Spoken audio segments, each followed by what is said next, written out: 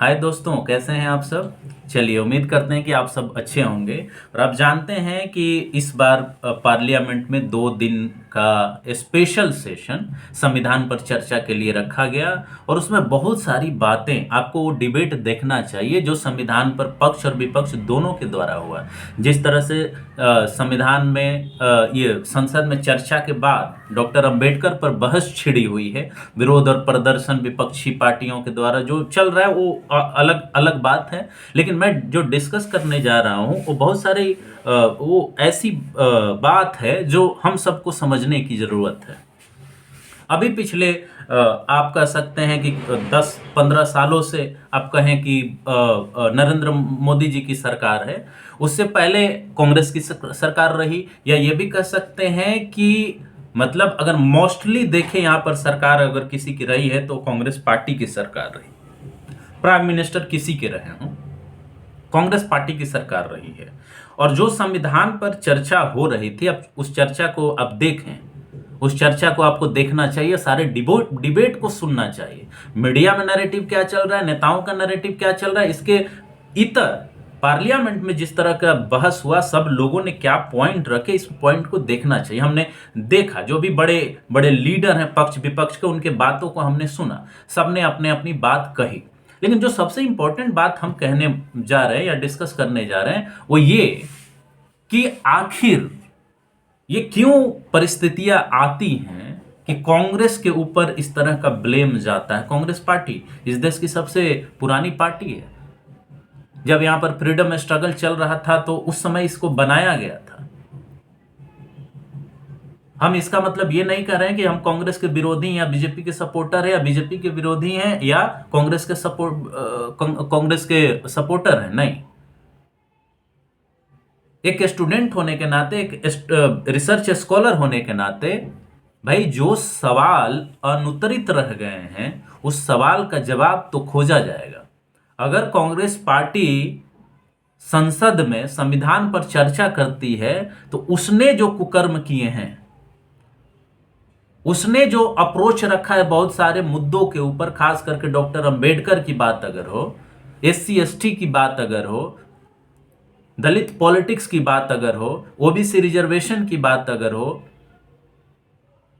सामाजिक न्याय की बात अगर हो, आर्थिक न्याय की बात अगर हो, राजनीतिक न्याय की बात अगर हो, उस पर उनकी सरकारों ने, उनके नेताओं ने जो काम किए हैं या काम जो नहीं किए उन पर तो चर्चा होगी ना। अगर आप जो करंट गवर्नमेंट है उससे आप जवाब खोज रहे हैं तो आपसे भी तो जवाब खोजा जाएगा ना। जो डॉक्टर अंबेडकर पर चर्चा हो रही, जो अमित शाह ने कहा, न तो हम उसके सपोर्ट में हैं, जिस तरीके से उन्होंने कहा, न तो हम उसके सपोर्ट में हैं, और न ही कांग्रेस पार्टी जिस तरह से प्रोटेस्ट कर रही है उसके भी सपोर्ट में हम नहीं हैं। इसका कारण यह है कि इनका राज सबसे अधिक रहा है। अब बात आती है, कुछ लोग ये कहते हैं कि ठीक है, बात आती है उनके नेताओं ने ऐसा किया, उनके परिवार के लोगों ने ऐसा किया जो पूर्व में प्रधानमंत्री रहे।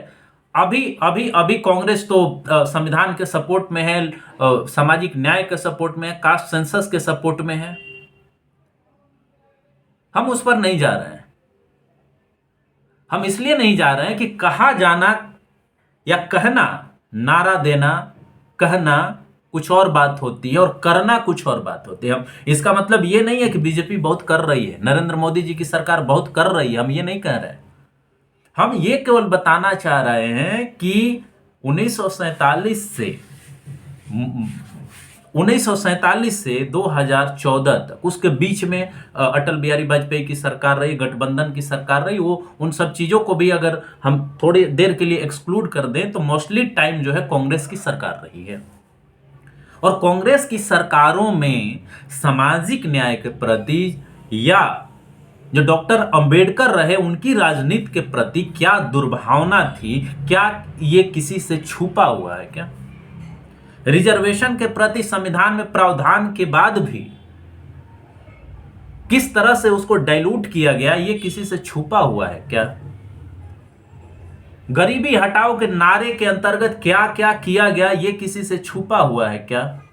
नारे कुछ और दिए गए और उसके तह में क्या किया गया संजय गांधी के द्वारा, ये किसी से छुपा हुआ है क्या?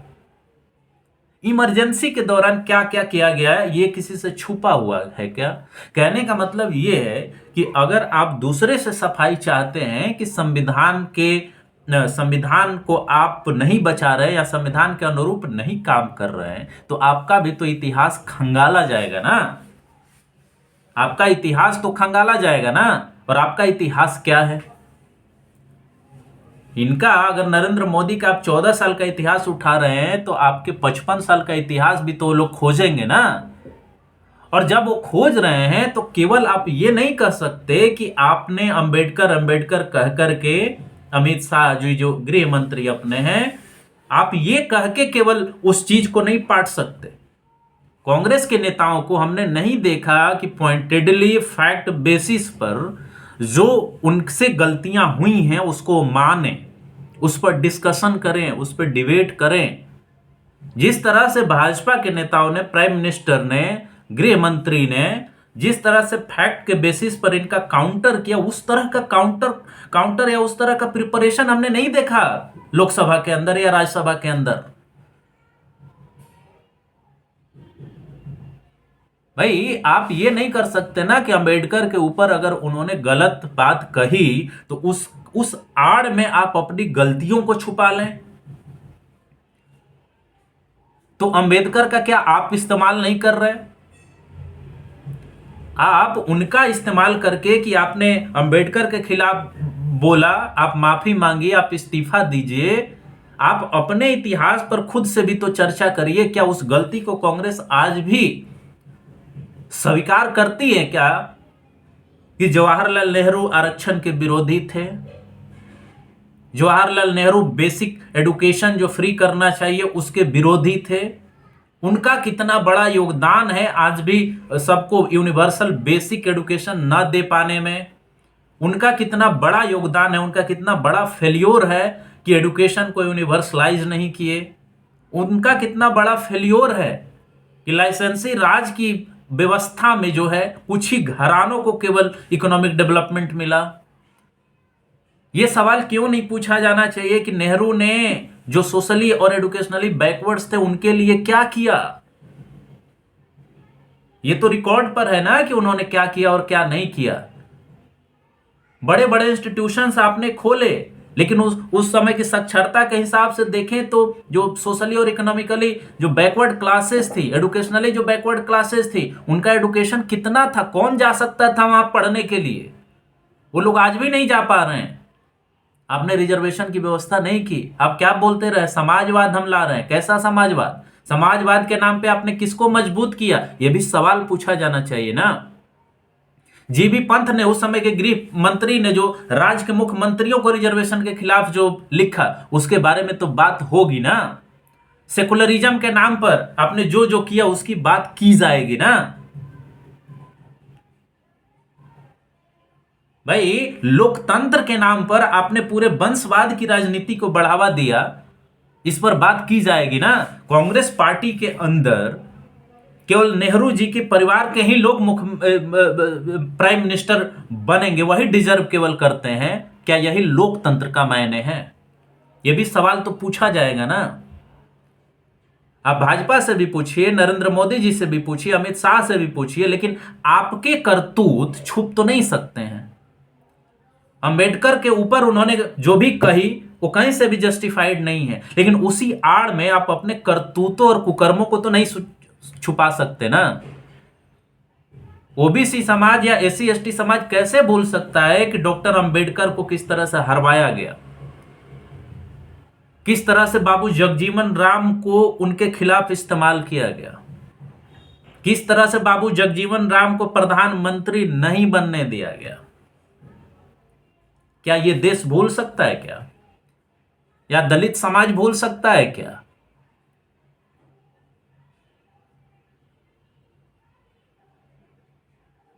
और इसके साथ साथ जो इमरजेंसी लागू किया गया, गरीबी हटाओ कहा गया।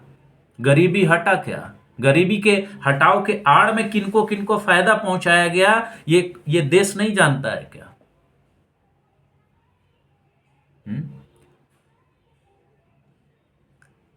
कांग्रेस पार्टी के अंदर राहुल गांधी के अलावा कोई और नहीं है क्या कि उतना बड़ा नेता बनाया जा सके?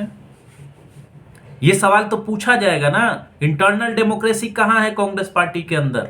ये तो सवाल पूछा जाएगा ना। आज तक राहुल गांधी कहां थे? राहुल गांधी ये क्यों नहीं कहते हैं कि हमारी हमारी हमारी दादी ने ओबीसी के साथ अन्याय किया, हमारे पिता ने रिजर्वेशन के खिलाफ बोल करके गलत किया, हमारी सरकारों ने, हमारे पूर्वजों की सरकारों ने, जो प्राइम मिनिस्टर रहे लोग, वो सामाजिक न्याय के विरोधी रहे, उन पे उन्होंने क्यों नहीं बोला?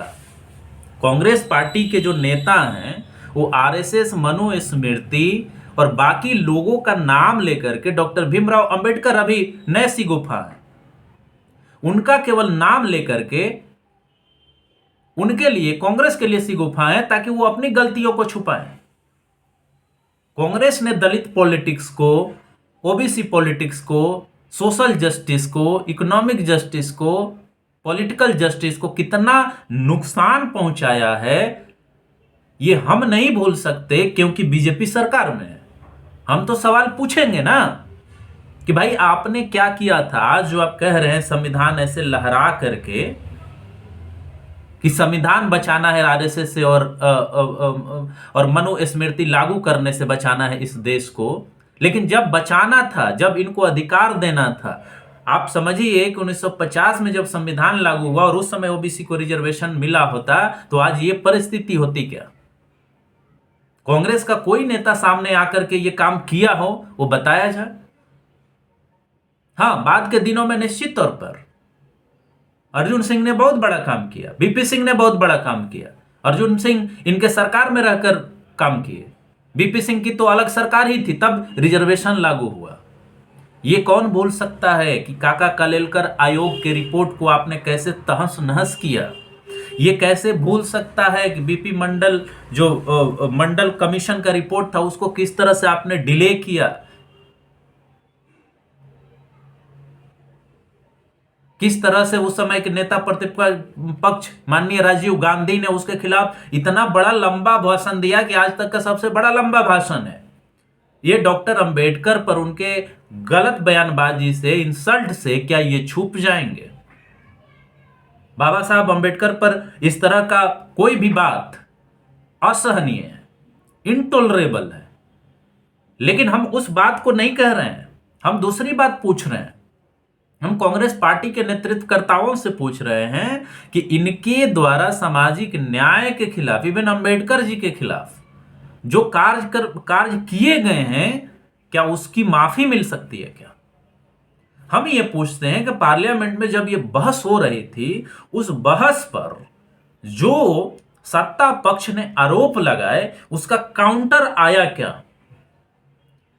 उसका जवाब आया क्या? काका कालेलकर आयोग के रिपोर्ट पर जो उन लोगों ने आरोप लगाया उसका कोई माकूल या मुकम्मल जवाब कांग्रेस पार्टी ने दिया क्या? बीपी मंडल के सरकार में बीपी मंडल का जो रिपोर्ट था, मंडल आयोग का जो रिपोर्ट था, उसको क्यों इतना रोका गया? क्यों उसमें अड़ंगा डाला गया? क्यों उसके विपक्ष में बोला गया? इसका कोई जवाब है क्या? कोई जवाब कांग्रेस पार्टी आज तक देती है क्या? क्यों नहीं देती? फैक्ट पर भाई आप बात करिए ना, वो बताइए ना कि काका कालेलकर आयोग की रिपोर्ट के खिलाफ नेहरू जी ने, आपके होम मिनिस्टर ने क्यों लिखा था? आप इतने दिन सत्ता में रहे, काका कालेलकर आयोग की रिपोर्ट को लागू क्यों नहीं किया आपने? ये सारे सवाल जो हैं, ओबीसी राजनीति हो, एससी एसटी का राजनीति हो, उसका नेतृत्व हो, उस नेतृत्व को, देश का नेतृत्व नहीं करने देने का जो आप पर आरोप है, उसको कैसे आप जस्टिफाई करते हैं? इसको आप बताइए ना जनता के सामने, पार्लियामेंट के अंदर। तो आपको डॉक्टर अंबेडकर फिर मिल गए, उनका आप इस्तेमाल कर रहे हैं। उनके लिए आपने क्या क्या किया? क्या आपने भारत रत्न दिया, या उनके लिए मेमोरियल बनवाया, या उनके लिए कुछ और किया? वो बताइए आप जनता के सामने। तो एक गलती सरकार का आपने पकड़ा और उसी गलती पर आप अपनी गलती छुपाने लगे, और इतना छुपाने लगे कि आपके पास कोई जवाब ही नहीं है ये बताने के लिए कि हमने क्या व्यवहार किया यहाँ के दलितों, पिछड़ों, आदिवासियों के साथ। उनका वोट तो लिया हमेशा, लेकिन कभी उनका नेतृत्व नहीं डेवलप होने दिया। उनको हमेशा जो आपका नेतृत्व था, अपर कास्ट का जो नेतृत्व था, हमेशा उसको दबा करके रखा। और इसी वजह से क्रिस्टोफर जे फरलोट कहते हैं कि जो शुरुआती दौर का आपके नेताओं का शासन रहा, चाहे वो जवाहरलाल नेहरू का रहा हो, इंदिरा गांधी का रहा हो, ये कंजर्वेटिव डेमोक्रेसी थी, रूढ़िवादी लोकतंत्र था जो देश में चल रहा था। क्यों रूढ़िवादी था? क्योंकि इसमें अपर कास्ट का डोमिनेंस था, ऊपर से लेकर के नीचे तक अपर कास्ट का डोमिनेंस था। क्या वो बदल गया है आज? क्या वो बदल गया है?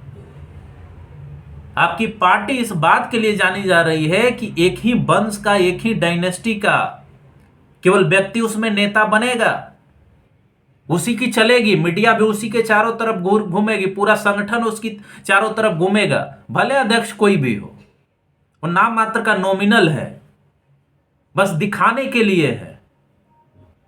सवाल यह है कि संविधान के साथ आपने जो खिलवाड़ किया, संविधान में दिए गए उद्देश्यों के साथ जो आपने खिलवाड़ किया, सामाजिक न्याय के साथ जो आपने खिलवाड़ किया, उसका जवाब कंक्रीट आपके पास है क्या? क्या वो जवाब आप पब्लिक मंच पर दे रहे हैं क्या? संविधान लहराने से कुछ नहीं होगा, इस बात को हम समझ रहे हैं कि वो नैरेटिव का आपका पार्ट है, वो पीआर का पार्ट है, पब्लिक रिलेशंस का। लेकिन सत्ता में जब आप जाएंगे तो आप वही करेंगे जो करते आ रहे हैं। अगर ऐसा है तो फिर अंतर क्या है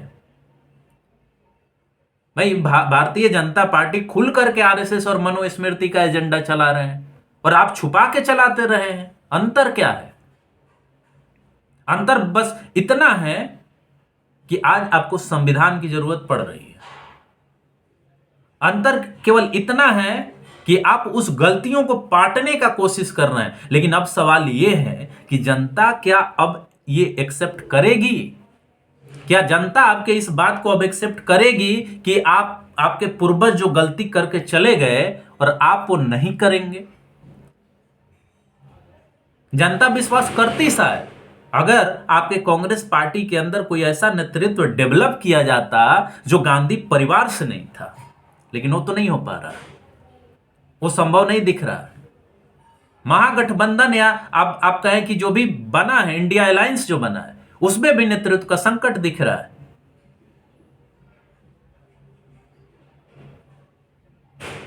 उसमें भी नेतृत्व का संकट दिख रहा है। केवल संविधान पर बात करने से नहीं होगा ना, आपको दिखाना पड़ेगा ना कि आपका भी इतिहास क्या है। आप डिफेंड कर सकते हैं क्या उस इतिहास को?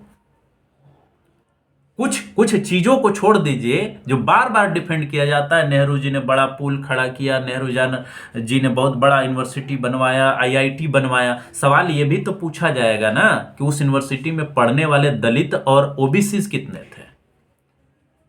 यूनिवर्सल एजुकेशन के लिए आपने क्या किया? एजुकेशन पर कितना बजट का आपने खर्चा किया? स्कूल पर, बेसिक प्राइमरी स्कूल पर कितना आपने खर्चा किया? इंडिया इज ब्रोकन जो है अशोका मोदी ने लिखा है, उसको पढ़ के देखने पर तो यही पता चलता है कि आप एलीट के रूप के इंटरेस्ट में केवल आपकी पूर्व की सरकारों ने केवल काम किया है। हमारे कहने का मतलब यह है, लास्ट मैं ये कर रहा हूं, कंक्लूड कर रहा हूं ये डिस्कशन, कि जो आरोप भारतीय जनता पार्टी और उनके मंत्रियों ने लगाया, प्राइम मिनिस्टर ने लगाया, उसका जवाब जैसा आना चाहिए, उसका जवाब जो फैक्चुअल बेसिस पर आना चाहिए, वो जवाब नहीं आया। उस आरोप का आप खंडन करते, आप अपने तथ्यों के साथ, तब जाकर के हम ये मानते कि आपकी सरकारों ने सही काम किया था। लेकिन इतना तो हमको भी पता है और आपको भी पता है कि आप उन करतूतों को जो पूर्व की सरकारों ने किया है, सामाजिक न्याय के मामले में, शिक्षा के मामले में, स्वास्थ्य के मामले में, रोजगार के मामले में, रिजर्वेशन के मामले में, मंडल आयोग के रिस्पेक्ट में, काका कलेलकर आयोग के रिपोर्ट के रिस्पेक्ट में, या दलित नेतृत्व को न विकसित होने के कंटेक्स्ट में, ओबीसी नेतृत्व को नहीं विकसित होने देने के कंटेक्स्ट में, उसको आप डिफेंड नहीं कर सकते। उस पर आपका कोई जवाब ही नहीं है। आपके पास कोई जवाब ही नहीं है। हम उम्मीद करते थे कि इस पार्लियामेंट के इस डिस्कशन में संविधान के ऊपर कांग्रेस पार्टी इसका माकूल जवाब देगी, लेकिन वो नहीं दे पाई। अंबेडकर जी के नाम पर जो गलत बयानबाजी गृह मंत्री ने किया, अमित शाह ने, वो एक मौका मिला कांग्रेस पार्टी को और उसी में सबको उलझा करके वो भी हम लोगों को बुद्धू बनाने की कोशिश कर रही है और वो जवाब नहीं दे पा रही है। अपने कमजोरियों, अपने कमियों को छुपा रही है। कोई भी कांग्रेस का नेता ये मंच से कह दे, मैं डेयर करता हूं, चैलेंज देता हूं कि राहुल गांधी ये कह दें कि हमारे पिता ने गलत किया था, हमारे दादी ने गलत किया था, भारत के प्रथम प्रधानमंत्री ने सामाजिक न्याय नहीं अन्याय किया था, क्या ये कहने का हिम्मत है राहुल गांधी में या कांग्रेस के नेताओं में? जो आरोप लगे उस आरोप का माकूल जवाब नहीं दे पाए ये लोग, तो कैसे सामाजिक न्याय सुनिश्चित होगा? कैसे इस देश में संविधान की सर्वोच्चता स्थापित होगी? कैसे केवल संविधान हाथ में लेकर कैसे घूमने और लहराने से सामाजिक न्याय सुनिश्चित हो जाएगा? यही कांग्रेस पार्टी है जो सोशियो इकोनॉमिक कास्ट सेंसस को नहीं पब्लिश होने दिया। केवल जो गठबंधन के साथी थे उनके दबाव की वजह से वो कराने की वो की गई, लेकिन वो भी गलत तरीके से कराई गई ताकि बाद में उसका एग्जाम्पल लेकर के, उसका ग्राउंड लेकर के इसको पब्लिश न किया जाए। किस आधार पे कांग्रेस पार्टी कहेगी, राहुल गांधी जी कहेंगे कि हम सामाजिक न्याय करेंगे? आज भी कांग्रेस पार्टी के पूरे स्ट्रक्चर को उठा करके देख लीजिए तो आज भी उसी कंजर्वेटिव डेमोक्रेसी का रिप्रेजेंटेटिव है, एग्जाम्पल है, जो आज से 75 साल पहले हुआ करती थी, जिसकी शुरुआत 1947 से हुई है। कांग्रेस को भी सवाल पूछने की जरूरत है, जानने की जरूरत है और जवाब देने की जरूरत है। जो ऐतिहासिक सवाल है उसका जवाब कांग्रेस पार्टी नहीं दे पा रही है। इस बात को समझने की जरूरत है और इस बात को उनको भी समझने की जरूरत है जिनको यह लगता है कि संविधान ऐसे हाथ में उठा लेने से सामाजिक न्याय कांग्रेस की सरकार सुनिश्चित करेगी। ये हमेशा से कांग्रेस का आदत रहा है, लेकिन इसका मतलब ये नहीं है कि कांग्रेस को हम क्रिटिसाइज कर रहे हैं, कांग्रेस का एनालिसिस कर रहे हैं, पॉलेमिकल एनालिसिस अगर हम कर रहे हैं तो इसका मतलब कि हम बीजेपी और उसके एजेंडा को सपोर्ट कर रहे हैं। सवाल उनसे भी पूछा जाएगा, उनसे भी पूछा जाना चाहिए, लेकिन कांग्रेस भी सवालों से बच नहीं सकती। उसके ऐतिहासिक सवाल पूछे जाएंगे, जो ऐतिहासिक गलतियां हैं, क्योंकि ऐतिहासिक रूप से लंबे समय से कांग्रेस पार्टी ने शासन किया है और सवाल अगर आपने ज्यादा शासन किया है तो सवाल आपसे सबसे ज्यादा होंगे। इस बात से आप बच नहीं सकते। तो इसी के साथ दोस्तों मैं अपनी बात को समाप्त करता हूं। नमस्कार, धन्यवाद। आपसे उम्मीद करेंगे कि आप हमारे चैनल को लाइक करें, सब्सक्राइब करें, लोगों के बीच शेयर करें और कमेंट जरूर करें। कुछ सजेशन भी दें, अपनी बात को भी कहें। तो इसी के साथ मैं अपनी बात समाप्त करता हूं। नमस्कार, धन्यवाद, जय हिंद, जय भारत।